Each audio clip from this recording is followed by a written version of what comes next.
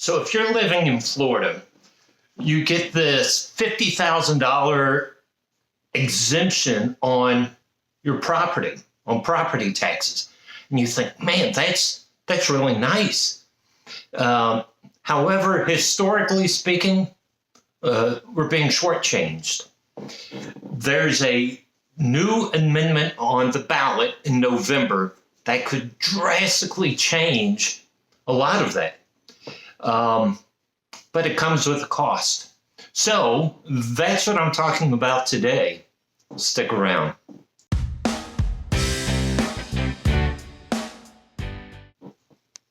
Hi, welcome back. My name is Joe Brown.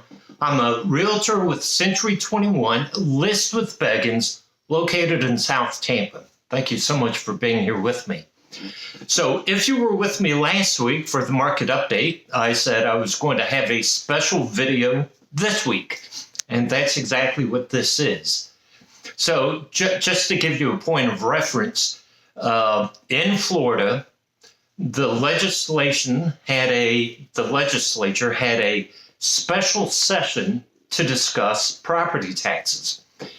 And they came up with an amendment that is going to be on the ballot in November.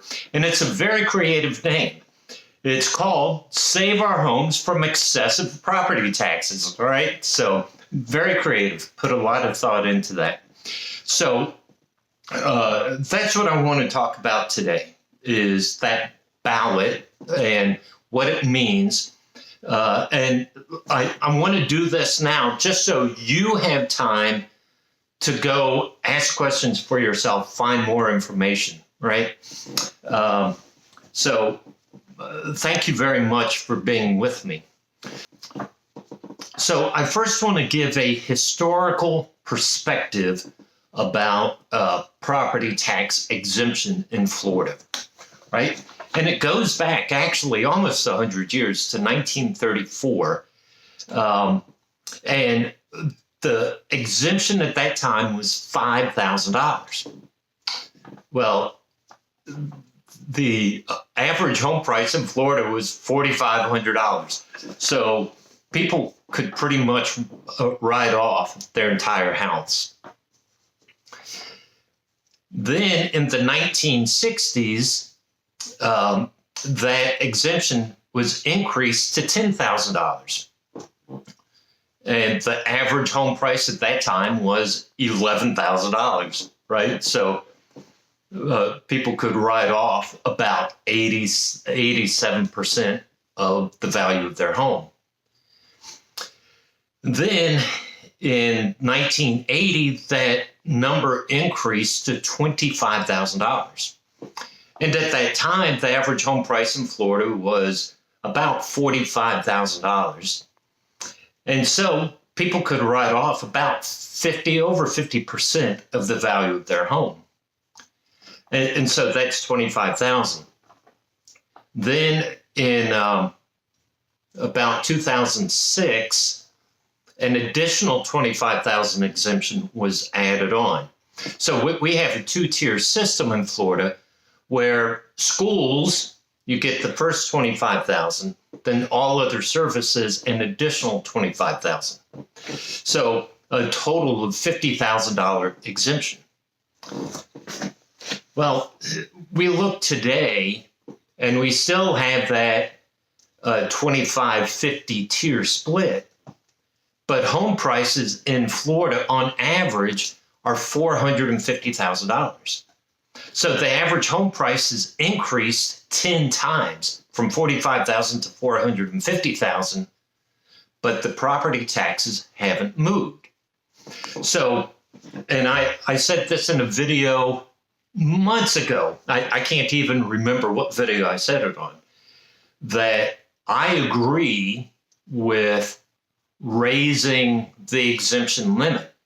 And that's what this bill does. It raises the exemption limit. There are some drawbacks that I want to point out. So the new bill, what it does is it raises, so let's back up.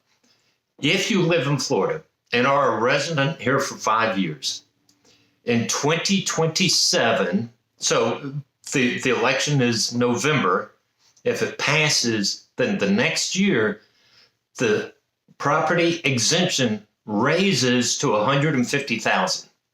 Now, again, that's about 1/3 of the median price of homes, but it's 3 times what we're paying now.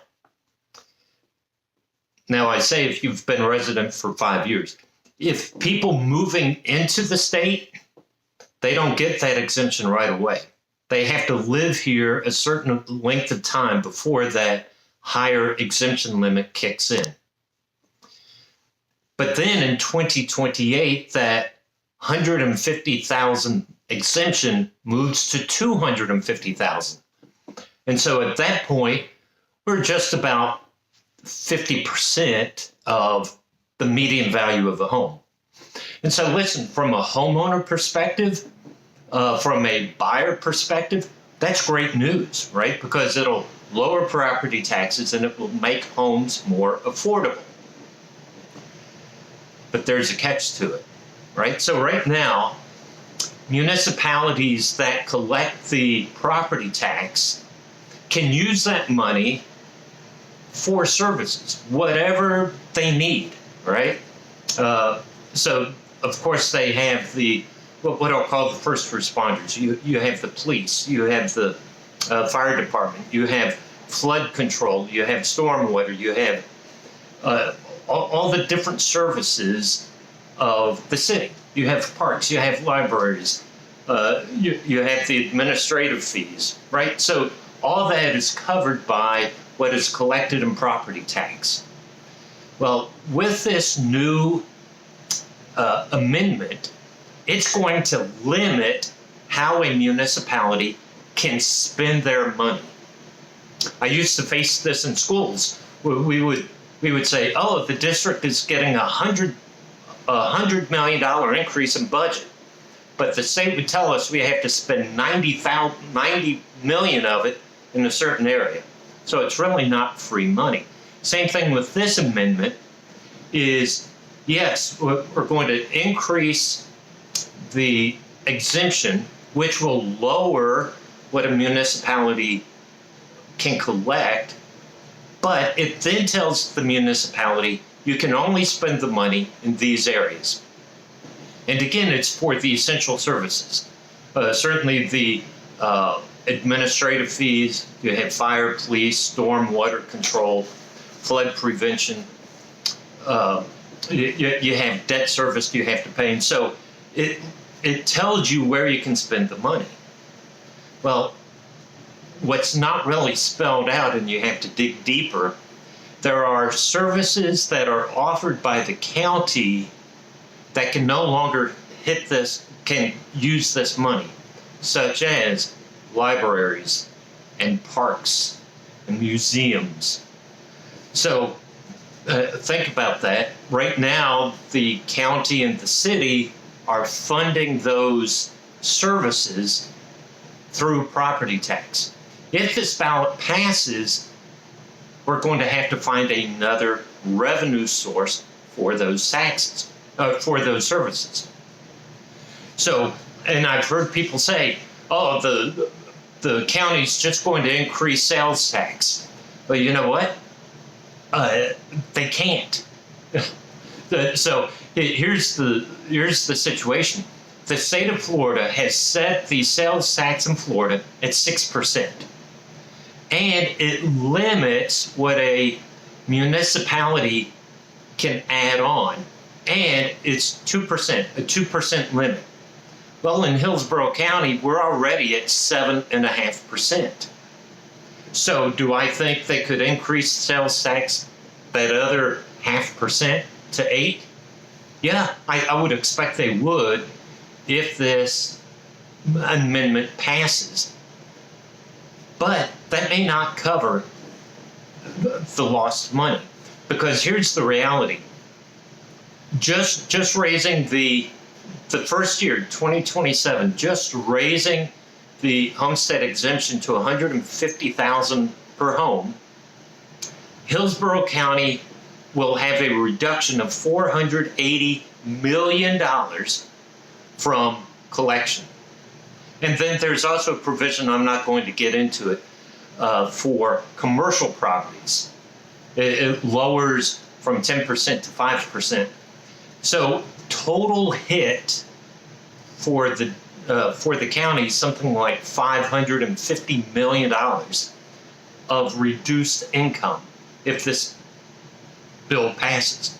And so the county's going to have to find ways. One, how can we cut the budget? Where are areas we can trim down, become more lean? Number one. Well, we do that at our own home, right? Number two, how can we generate more income? And so the easiest way is increase the millage to 8% for sales tax. That's not going to cover all of that. So the next phase is they will charge fees, right? I don't know this for sure. This is my expectation.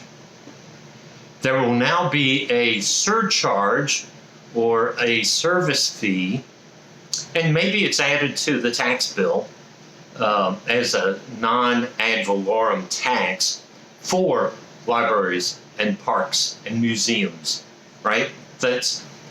And so it'll be an additional tax, not based on property. So a lot of communities right now pay a non-ad valorem tax. So if you live in a certain HOA communities, it's called a CDD, Community Development, and there's a fee that's paid through the taxes. Some areas have stormwater tax. Well, we could very well see that throughout the county. So really shifting from one bucket, we'll put it in another bucket just to generate that income. Or put fees on the different services. If you want to use the library, you're going to have to pay an annual fee to use the library. If you go to museums, museums may be more expensive to use. I don't know what they'll do with the parks, right? So just think about all the beautiful services that our city and our county provide for us that they may not be able to afford or afford to the fullest extent. And so they're going to have to come up with ways to fund and support those services, or do away with the services, which would be terrible for the community. So there is a lot to think about concerning this new Save Our Homes from Excessive Property Tax, right? There's a lot to think about. On the surface, you say, yes, increase the exemption and that'll be great. However, it's not that simple because they tie the funding component to the amendment. And counties are going to have to find ways to either fund those services or cut those services. And listen, I have been a proponent of increasing the homestead exemption.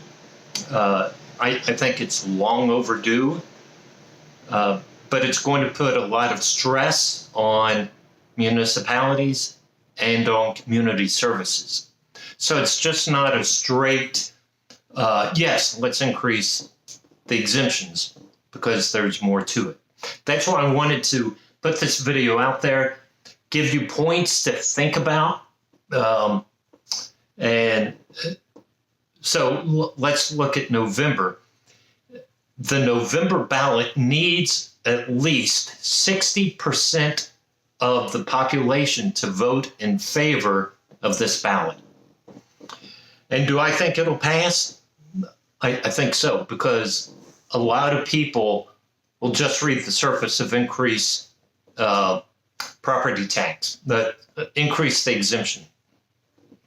But I want you to be informed. Listen, that's why I do these videos, right? And that's why I say I want to be your trusted advisor.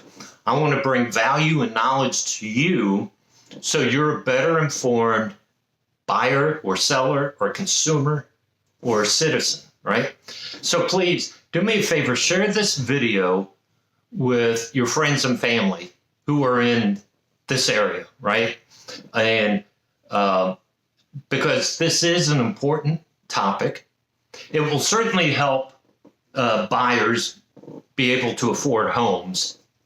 It will certainly hurt the revenue stream for the district, for the county.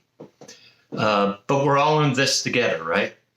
So thank you so much for being here with me. Go to my website, which is JoeBrown.live. Listen, that's my website. You can search for homes. There's a contact me button. I have special blogs out there now focused on different areas. If it's Davis Islands or Ballast Point, Swan Estates, all those different areas. And also visit my other website, which is JoeBrown.live. That is my WordPress blog site. I have, I think right now, over 60 blogs out there related with real estate related topics. And I've gotten a lot of positive feedback about those blogs. So go visit both, share those with your friends and family. Thank you so much for being here with me today. And until next week, take care.